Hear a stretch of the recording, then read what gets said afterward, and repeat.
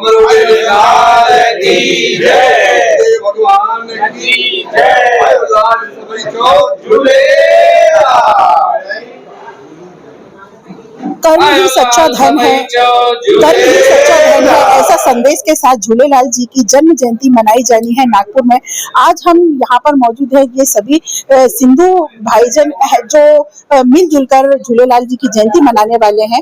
हर वर्ष ऐसा होता था कि ये कार्यक्रम एक दिवस का होता था, क्या कारण है जो ये 3 दिवसीय कार्यक्रम आप लोगों ने रखा है? 3 वर्ष इसलिए कि इस बार हर साल से ज्यादा सिंधी समाज में अपने इष्ट के प्रति बहुत भावना आई है। उनका कहना है एक दिन में हमें आनंद नहीं आता, इसलिए 3 दिन मनाओ, क्यों हमारे इष्ट देव हैं जिन्होंने हमको सब कुछ दिया, ये जीवन दिया, क्यों ना हम उनको 3 दिन मना के और अपना जीवन सफल बनाएं।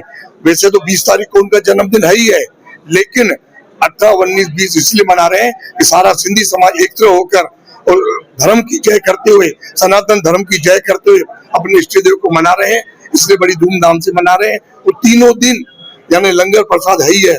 किस तरह की रूपरेखा तैयार की है आपने कार्यक्रम को लेकर? कार्यक्रम के रूपरेखा में हमने इस बार रखा है जैमिंग, भजन जैमिंग, जो कि आज बहुत ज्यादा ट्रेंड में है, जिससे बहुत लोग लाइक भी करते हैं।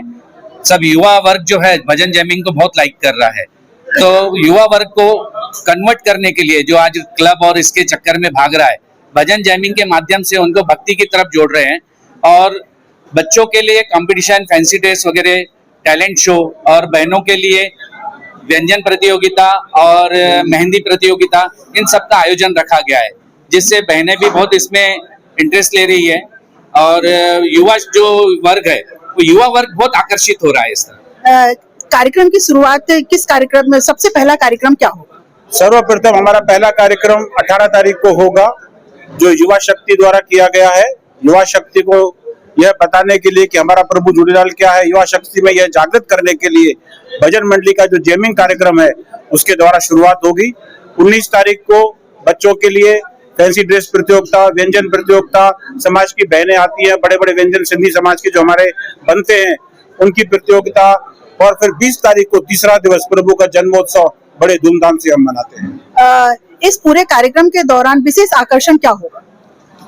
इस बार विशेष आकर्षण यह है कि हम युवा वर्ग को ज्यादा से ज्यादा इस प्रोग्राम में जोड़ने की कोशिश कर रहे हैं। इसीलिए सबसे पहला प्रोग्राम 18 तारीख को युवा वर्ग के लिए खास रखा गया है कि उनके धर्म के प्रति आस्था बढ़े। इसके लिए बहुत जरूरी है कि युवा वर्ग को धर्म के प्रति जोड़ना, ये सबसे मुख्य हमारा काम है। इसमें ये जो वॉर चल रहा है, जिसके तहत बहुत सारी परेशानियां आ रही हैं, उनको लेकर आपका समस्त मानव जाति को क्या संदेश है?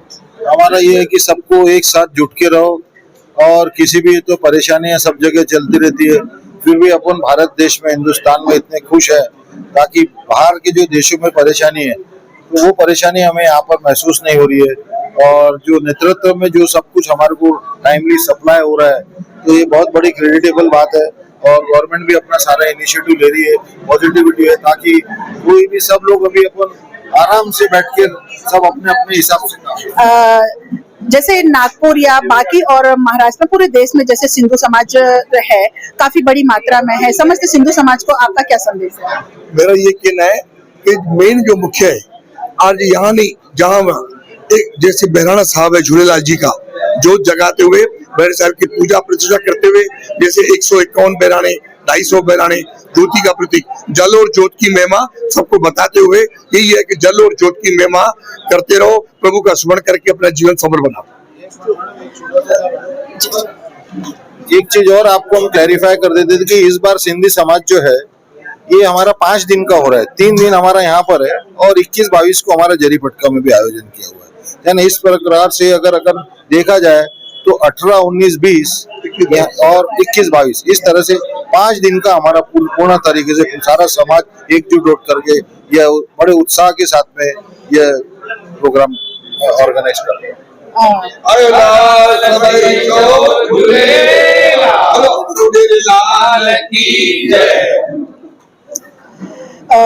कर्म ही सच्चा धन है, ऐसी भावना के साथ पूरा सिंधु समाज एकजुट होकर झूलेलाल जी की जयंती मनाने वाला है, जो 1076वां वर्ष आज यहाँ पर मनाने वाले हैं। 18, 19, 20 3 दिवसीय कार्यक्रम होगा और बहुत भव्य तरीके से होगा।